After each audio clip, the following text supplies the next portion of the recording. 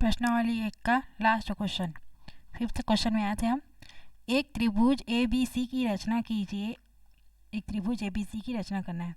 त्रिभुज की रचना करने के बाद शीर्ष ए से ए बी सी एक त्रिभुज है ना, या फिर ए बी सी इस प्रकार से एक त्रिभुज ले लेते हैं। ठीक, मान लीजिए एक त्रिभुज है ए बी सी। अब शीर्ष ए से, इस वाले शीर्ष ए से, शीर्ष ए, शीर्ष ए, शीर्ष बी, शीर्ष सी, 3 शीर्ष है यहाँ पे। शीर्ष ए से भुजा बी सी, इस भुजा बी सी के समांतर रेखा की रचना करनी है। एक रेखा जो शीर्ष ए से भी गुजरे और बी सी के समांतर हो, इस प्रकार से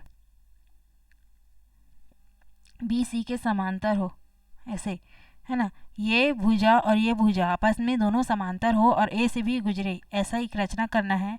शीर्ष ए पर एक भुजा की रचना करना है ना। शीर्ष ए पर बने कोण, शीर्ष ए पर जो कि जितने भी कोण बनेंगे वो, और त्रिभुज ए बी सी के अंतः कोणों के योग की जांच कीजिए। अंदर के बने हुए कोणों के या फिर त्रिभुज के सभी कोणों की हमें जांच करना है कि इस दोनों में क्या सिमिलैरिटीज़ है, ये हमें देखना है। ठीक है, 5वां प्रश्न समानता है, सॉरी।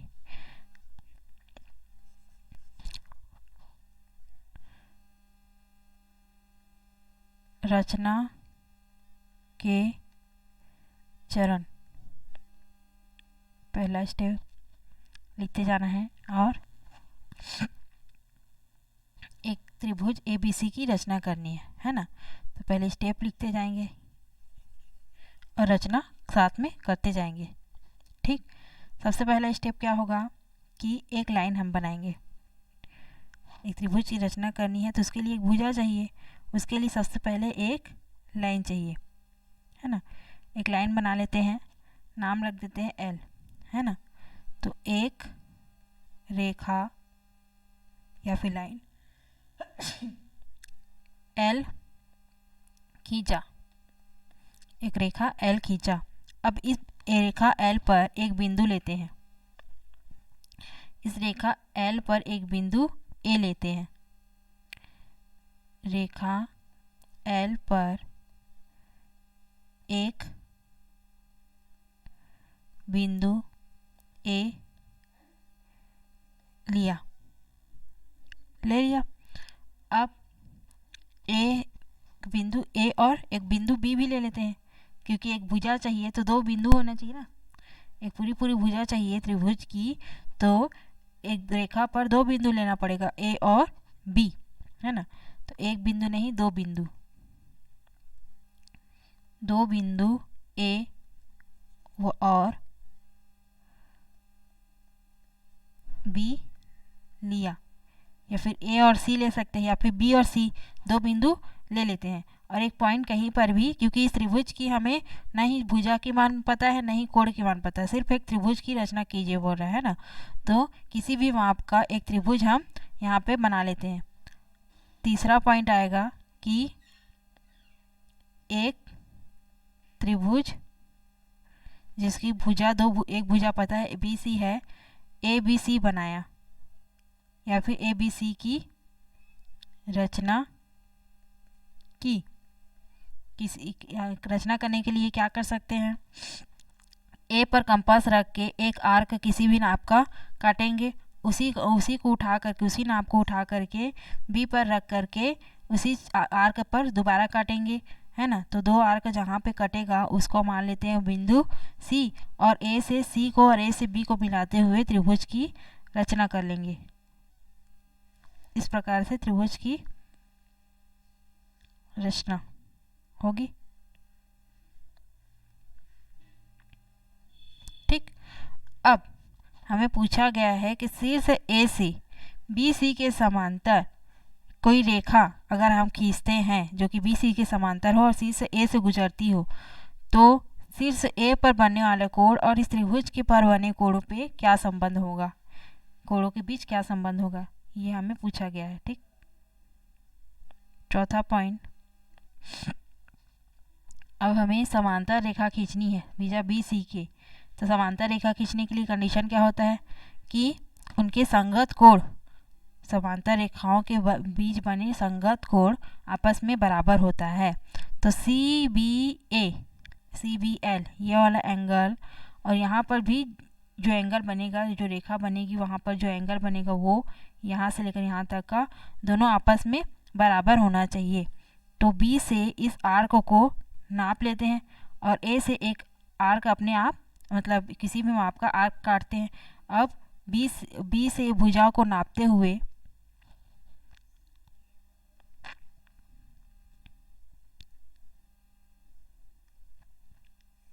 बी से इस कोण को नापते हुए या फिर एम एन मान लेते हैं, एम एन को नापते हुए एक आर्क एम एन को नाप करके इस शीर्ष ए से काटे गए आर्क पर पुनः काटते हैं, है ना।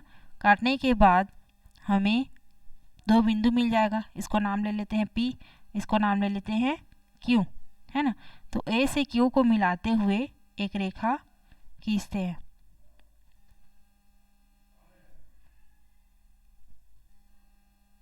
A से Q को मिलाते हुए एक रेखा हमने खींचा, इसको मान लेते हैं ABC। तो इसको मान लेते हैं D, है ना, रेखा AD। ठीक, अब रेखा AD BC दोनों आपस में समांतर होगा क्योंकि कोण DAB और कोण CBL, है ना, CBL दोनों आपस में बराबर है, इस वजह से। ठीक,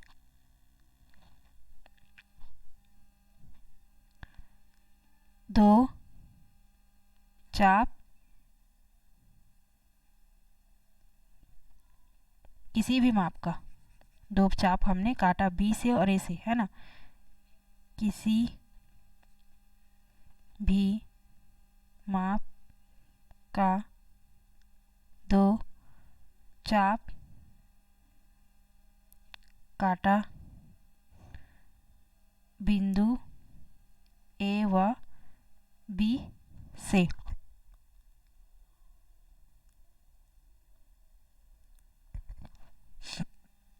ठीक, अब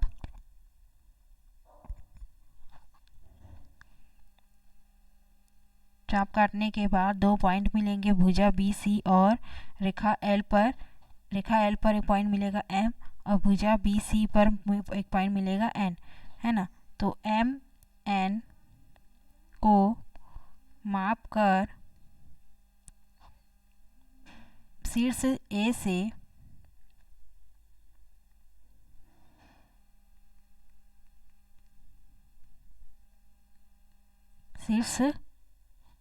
से एक चाप काटा जो P, जहाँ, या फिर जहाँ लिख सकते हैं, जहाँ PQ का चाप और MN का चाप आपस में बराबर है। PQ जितना बड़ा है उतना ही बड़ा MN है। ठीक, अब छठवां पॉइंट क्या बनता है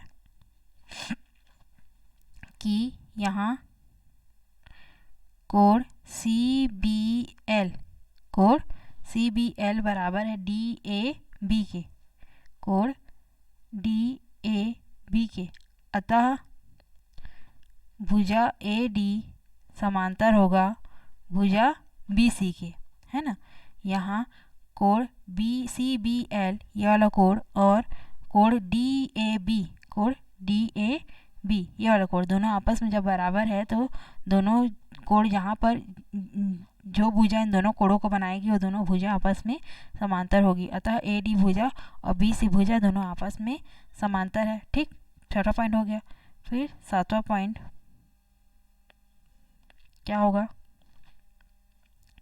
अब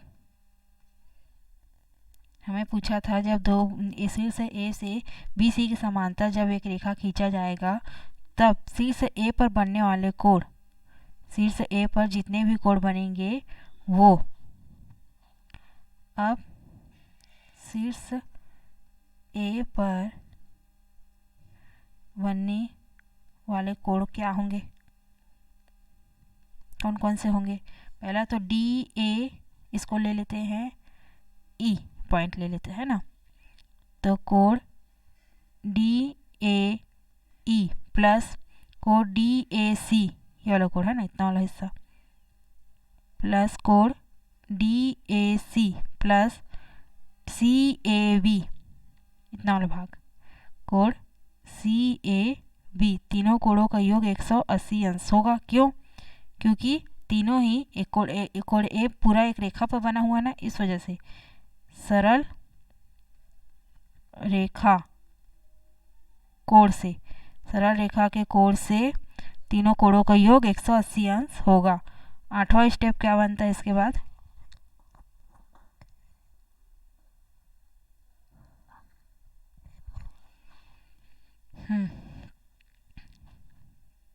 अब त्रिभुज ए बी सी पर बने कोण कौन कौन से होंगे, यहाँ पे लिखते हैं। कोण सी ए बी, कोण सी ए बी प्लस कोण ए बी सी प्लस कोण बी सी ए बराबर 180 अंश। ये कहाँ से आया? अंतः कोणों का योग से, त्रिभुज के अंतः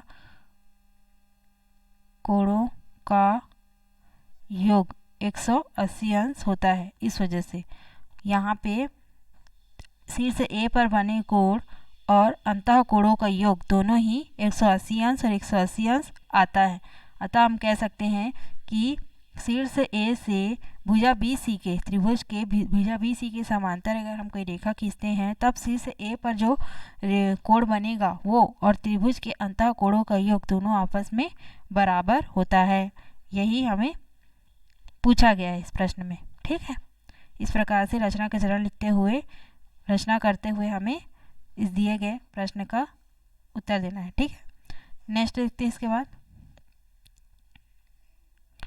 यहाँ पे प्रश्नावली खत्म होता है। नेक्स्ट टॉपिक है रचना 3। हम नया टॉपिक दिया हुआ है कि दिए गए अनुपात में रेखाखंड की रचना करना।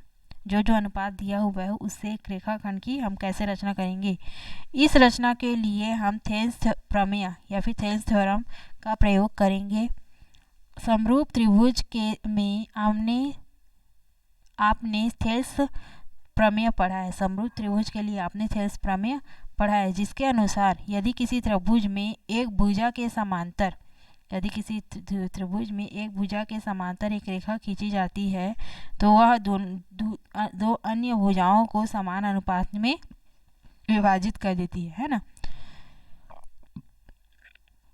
किसी त्रिभुज में एक भुजा के समांतर कोई एक रेखा खींची जाए तो बाकी दोनों भुजाओं को काटे, और वो जो रेखा है वो जो बाकी दो भुजाओं को काटे, तो यह समांतर रेखा जो बाकी दो भुजाएं हैं उसको बराबर अनुपात में विभाजित कर देती है। दिए गए त्रिभुज ए बी सी में पी क्यू और बी सी आपस में समांतर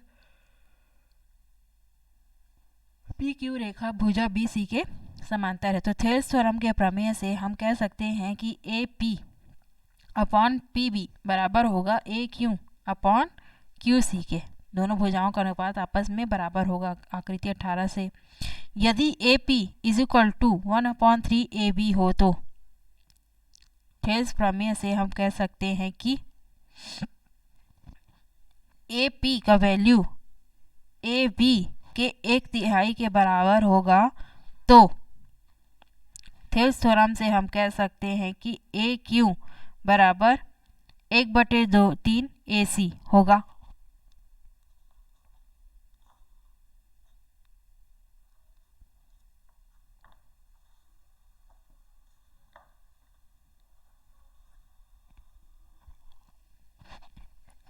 जब ए पी के बराबर में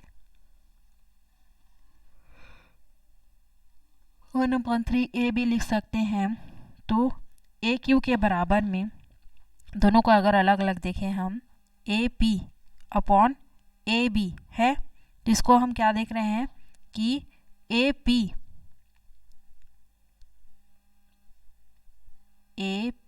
अपॉन ए बी एक अनुपात दिया गया है। इस प्रकार से इसको हम देख रहे हैं कि ए बी को हम इस तरफ ले आते हैं, है ना, तो A P is equal to A B हो जाएगा। A P is equal to 1/3 A B अगर है तो 1/3 ए बी अगर है तो दूसरा अनुपात अगर हम लेंगे तो उसी प्रकार से ए क्यू बराबर 1/3 ए सी होगा। थेवेनिन थ्योरम के प्रमेय से हम कह सकते हैं।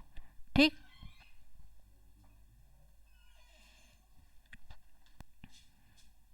उदाहरण 3, दिए गए रेखाखंड ए बी पर एक बिंदु सी ढूंढिए जिसमें ए सी अनुपात ए बी बराबर 2/3 है। मतलब A C upon A B is equal to 2/3 है, जहाँ पे ए सी किसके बराबर है, 2 के बराबर है, और ए बी 3 के बराबर है। एक रेखाखंड का 3 भाग अगर ए बी है, एक रेखाखंड का 3 भाग अगर ए बी है तो 2 भाग ए सी होगा। ये हमें दिखाना है एक रेखाखंड पर। ठीक है, दिए गए रेखाखंड ए बी पर एक रेखाखंड है ए बी, है ना, और एक पॉइंट हमें सी ढूंढना है यहाँ पे, जो जहाँ पे ए बी तो 3 भाग हो, ए बी का 3 भाग हो और ए से लेकर सी इस हिस्से का 2 भाग बताता होगा।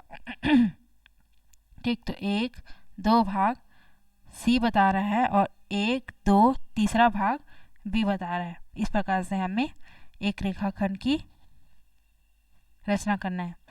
पहला है पद पहला, हल में हमें एक रेखाखंड ए बी दिया गया है, ए बी दिया हुआ है, और हमें उस पर एक बिंदु सी इस तरह से प्राप्त करना है कि ए सी 2 भाग हो और ए से लेकर बी 3 भाग हो।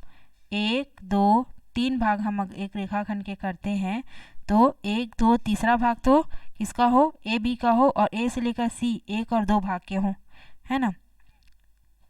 ए सी अनुपात ए बी बराबर 2/3 हो। इस प्रकार से हमें एक रेखाखंड की रचना करनी है, यानी रेखाखंड ए बी ए सी का माप, रेखाखंड ए सी का माप रेखाखंड ए बी जो कि दिया गया है, दिए गए रेखाखंड है का 2/3 गुना होगा। ए सी का माप रेखाखंड दिए गए रेखाखंड ए बी का 2/3 गुना होगा।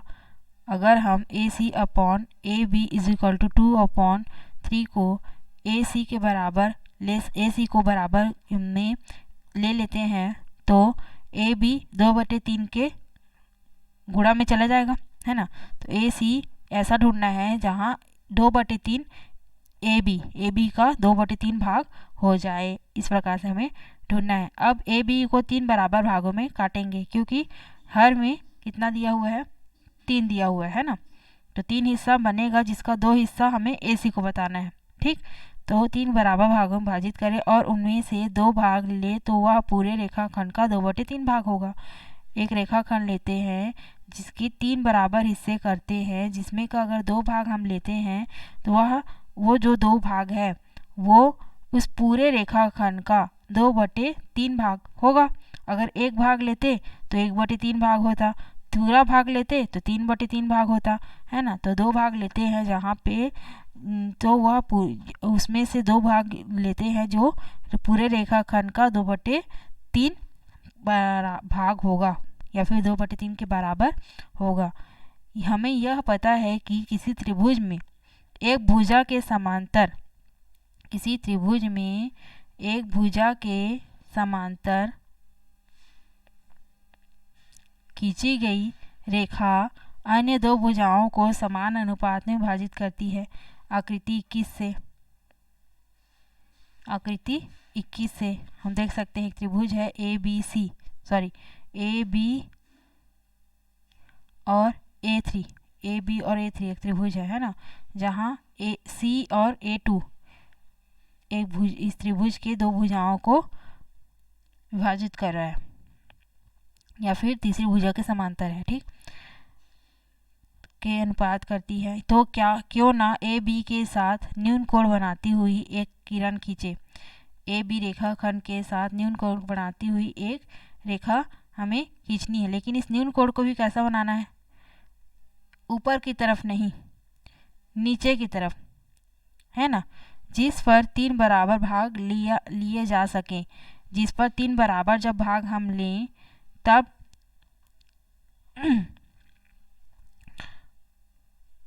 जस्ट अपोजिट साइड में खींचा जाता है। जैसे एक रेखाखंड है ना, उसके जस्ट अपोजिट साइड में, विपरीत साइड में एक न्यून कोण खींचा जाता है। न्यून कोण मतलब 90 अंश से कम, है ना, किसी भी एक शीर्ष से। ठीक, तो ए शीर्ष से हमने एक न्यून कोण खींचा जिसमें 3 बराबर भाग A1, A2 और A3 लिया। अब 2:3 के अनुपात को ध्यान में रखकर तीसरे बिंदु को B से मिला लिया। 2:3 को ध्यान में रखकर, क्यों ध्यान में रखकर, क्योंकि हमें पता है कि 2:3 के अनुपात में ही बांटना है ना, तो 3 बराबर हिस्सों में ही बांटना है, तो 2/3 है ना, 3 बराबर हिस्सों में बांटना है, इससे आगे तो जाएगा नहीं, है ना, तो इसको यहीं पे स्टॉप करते हुए, या तो इसके अंदर भी जाएगा नहीं, इसको स्टॉप करते हुए मिला दिए A3 से B को। ठीक, मिलाएं और इसी के समांतर दूसरे बिंदु से एक रेखा खींचे। अब इसी A3 और B के समांतर हमें एक रेखा खींचनी है। रखकर, इसे ध्यान में रखकर तीसरे बिंदु को B से मिलाइए। इसी के समांतर दूसरे बिंदु से A2 से इसी रेखा को ध्यान में रखकर बिंदु से एक रेखा खींचिए। इस बिंदु से एक रेखा खींचनी है हमें जो इस रेखाखंड AB पर मिले। उसके लिए भी रूल है। कैसा रूल, पहले तो A3 से B को मिला दिया। ठीक, उसके लिए रचना का चरण भी दिया हुआ है कि हमने कैसे कैसे स्टेप फॉलो किया है ना। तो पहले बिंदु A से कोई भी न्यून कोण बनाते हुए एक किरण AX से खींचते हैं। दूसरा स्टेप है रचना के चरण कि AX पर 3 बराबर बिंदु A1, A2 और A3 का चाप काटते हैं। 3 बराबर चाप काटेंगे जो इस न्यून कोण पर AX पर मिलेंगे। इसको नाम ले लेते हैं A1, A1, A2, A3 के नाम दे देते हैं, जहाँ पे A1, A2 तीनों चाप आपस में बराबर है। ठीक, अब A3 से B को मिला दिया और A2 से A3B के समांतर हमें रेखा खींचनी है जो AB भुजा पर बिंदु C पर मिलेगी, C पर प्रतिच्छेद करती है। उसके लिए क्या तरीका होता है, एक रेखाखंड हमने खींच लिया AB। ठीक, A से एक न्यून कोण बनाया AX, जहाँ पे 3 चाप हमने एक प्रकार की सहायता से काटा। तीनों के नाम ले लिए A1, A2 और A3। अब A3 से B को मिलाया। ठीक, अब A3 पर प्रकार की नोक को रख करके या फिर कंपास को रख करके एक आर्क हमने काटा किसी भी नाप का। उसी आर्क को उठा करके A2 से A2 पर रख करके काटा। ठीक, A2 पर क्यों काटा, क्योंकि हमें 2 भाग चाहिए। ये 3 भाग है, 1, 2, 3 भाग, इसका 2 भाग चाहिए, तो दूसरे में हमने A2 पर ही एक आर्क काटा। अब इस आर्क को नाप करके, यहाँ से लेकर यहाँ तक को नाप करके जहाँ पर आर्क काटा है उससे उतने ही नाप का एक और आर्क काटा। अब जहाँ पे ये आर्क मिलेगा उसको और A2 को मिलाते हुए भुजा B और A3 के समांतर रेखा हमने खींचनी है। कहाँ पर मिले वो, जो AB रेखाखंड पर मिले। ठीक, A से इस आर्क को मिलाते हुए एक रेखा हमने खींच दी जो भुजा AB पर बिंदु C पर मिलती है। ठीक, अब AC अभिष्ट रेखाखंड है। AC हमारा अभिष्ट रेखाखंड है, जहाँ AC और AB का अनुपात 2:3 है।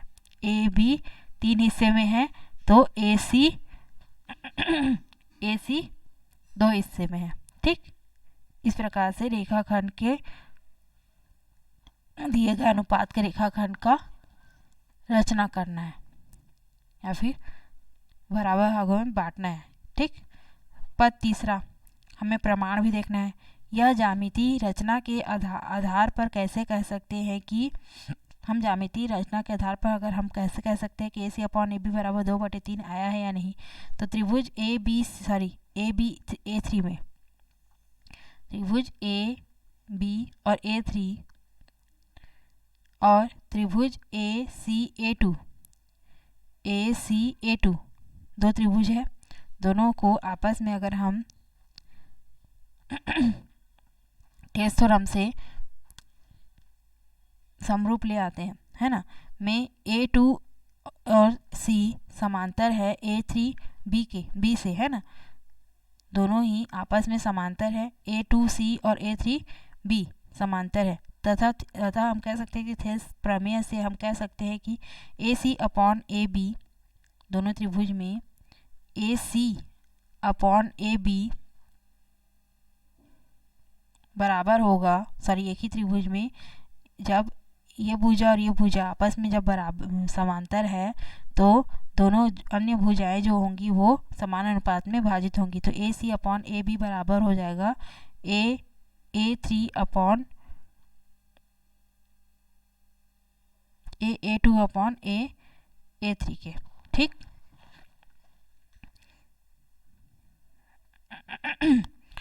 समीकरण 1, रचना से हमें ज्ञात है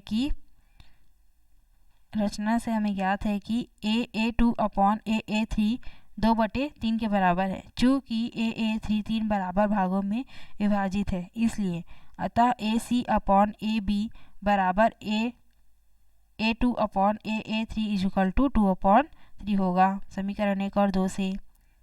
ठीक। दोनों जब एक पक्ष दोनों का बराबर है तो दूसरा पक्ष भी आपस में बराबर होगा। उसके बाद उदाहरण 4 दिया हुआ है। ठीक। एक ऐसे रेखाखंड की रचना कीजिए जो कि दिए गए रेखाखंड के माप का हो। उदाहरण 4